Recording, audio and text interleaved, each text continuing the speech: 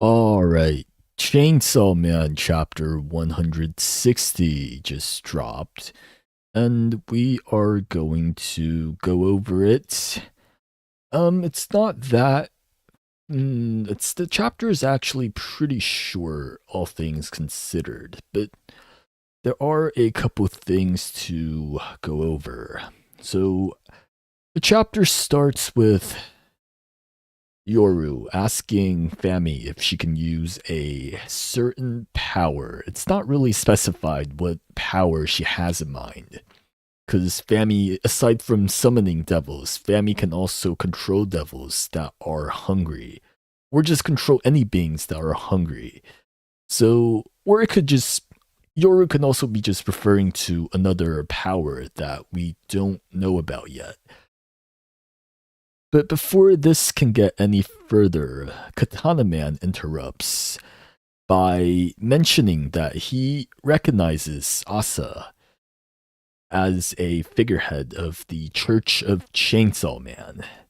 And he also mentions that she has a poem collection that is getting published, to which Asa blushes in embarrassment.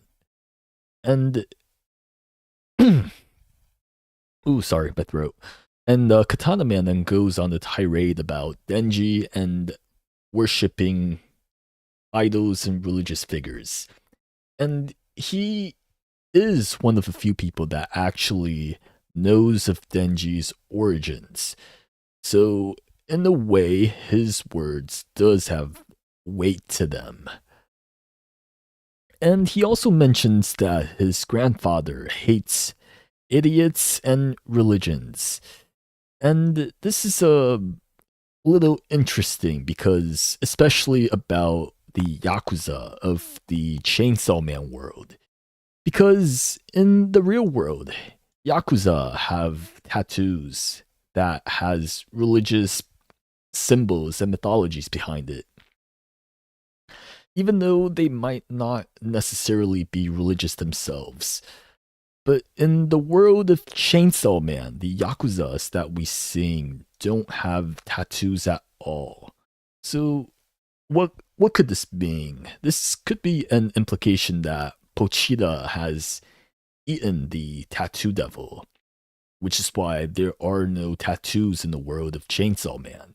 Because even other characters, like if you look at the devil hunters in the series, they have a bunch of piercings and scars and whatever, but they live like a really self-destructive life, but they don't have tattoos, which is interesting when you consider like soldiers in real life, they're covered in tattoos.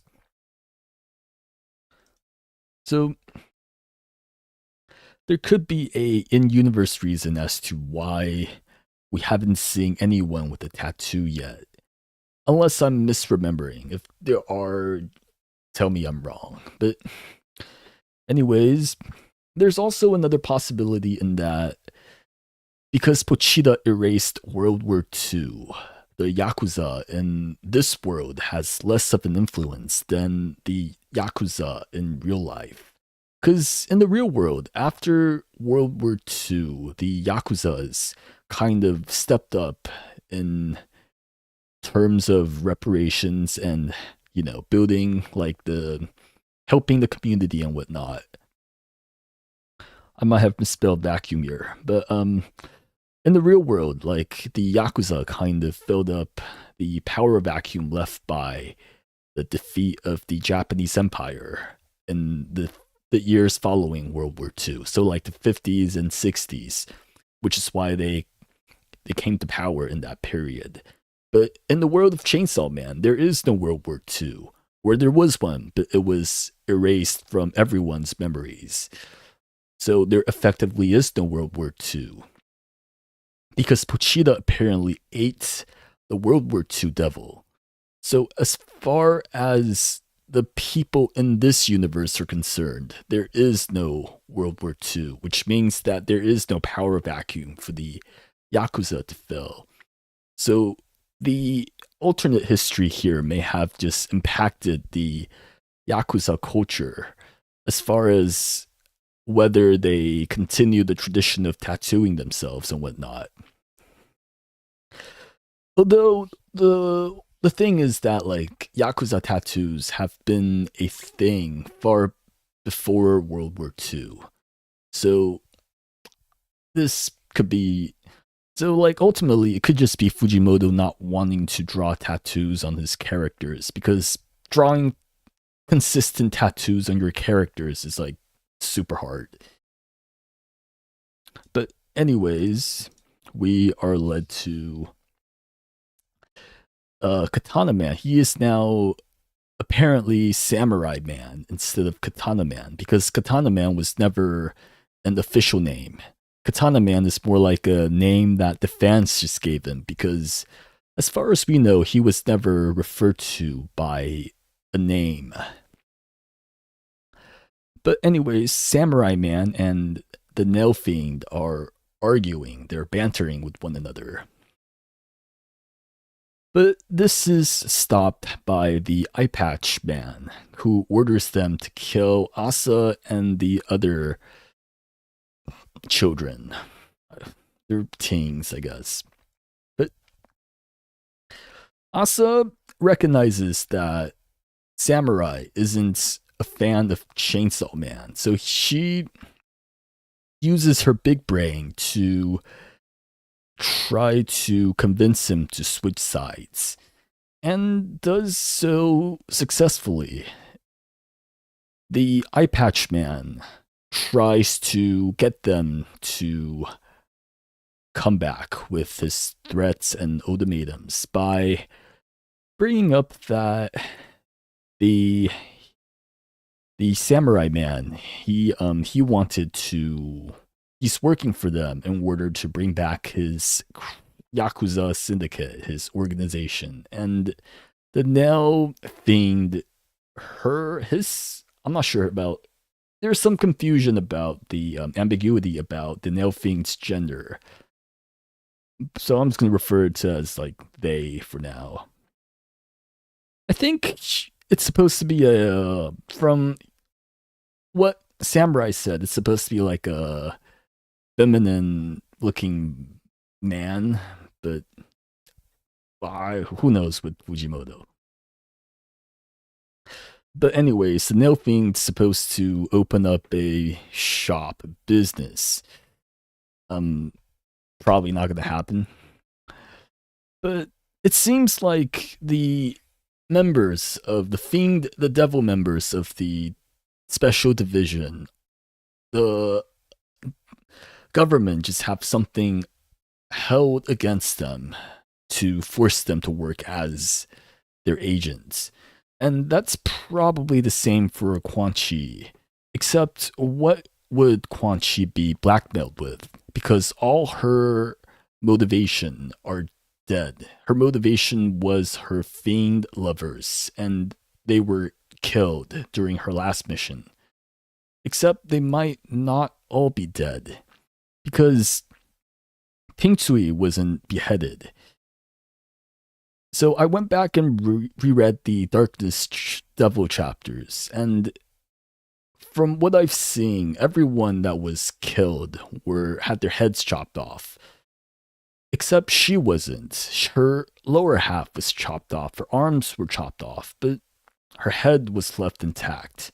So there is a possibility that she is still alive and being held as a hostage for Quan Chi to do their biddings. But anyways, the Nail Fiend and the Samurai Man refuses. The Eye Patch Man's threats, his orders, because the Nail Fiend is tired of killing children, and the Katana Man, the Samurai Man, is motivated by revenge against Denji. And he drops a cool line about how killing him is why his heart beats, which is also the title of the chapter. And it's true in a literal sense, in that he modified his heart with the katana, the samurai devil.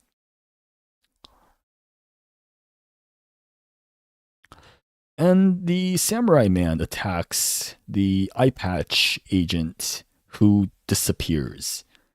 And at this point, we have a recurring theme of the Division 7 agent's ability to teleport.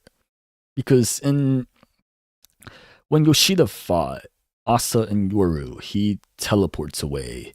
And a couple chapters ago, Fumiko teleports away, seemingly. So it looks like the members of Division 7 all have some kind of a contract with Same Devil that allows them to teleport quickly. Or maybe just disappear, because the eye patch agent is still talking after leaving the scene. Or it could be that he turned into a building. You never know. But anyways, the chapter ends with Samurai and Asa forming an unusual alliance. Haruka is losing his shit, and Yoru steals Samurai Man's lying about her heart beating to kill Chainsaw Man. And the chapter ends with that. That's about it for me for the week. I was going to translate the editor's comments, but honestly, they're just pretty generic notes. So it's not, I don't think it's really worth translating at this point. Because, again, like some series, the editor's comments, they do bring extra context. Chainsaw Man, not really. As far as I can tell. I'll still translate them in the future, and if I see like something that's important, I might bring it up here. But otherwise, nah. But yeah, that's the end of the chapter. There's going to be another chapter next week. Fujimoto is quitting his bi-weekly schedule, it seems. So that's pretty cool. Yeah, that's all from me. I'll see you all next week. Teleportation Devil. Well, you know what? I don't think Teleportation Devil is like really a thing, because in the real world, teleportation doesn't like exist as far as we know. So there's not going to be a lot of people that fears teleportation. So I think it might be like something like a disappearance devil, because you disappearing is a real fear that some people have, So, yeah, I think it might be like, I'm trying to think of like non-abstract things that helps you teleport and disappear. But yeah, but if I have to bet money on it, I'd probably say the disappearance devil, disappearing devil. But yeah, anyways, that's it for me for the week. I'll see you guys later.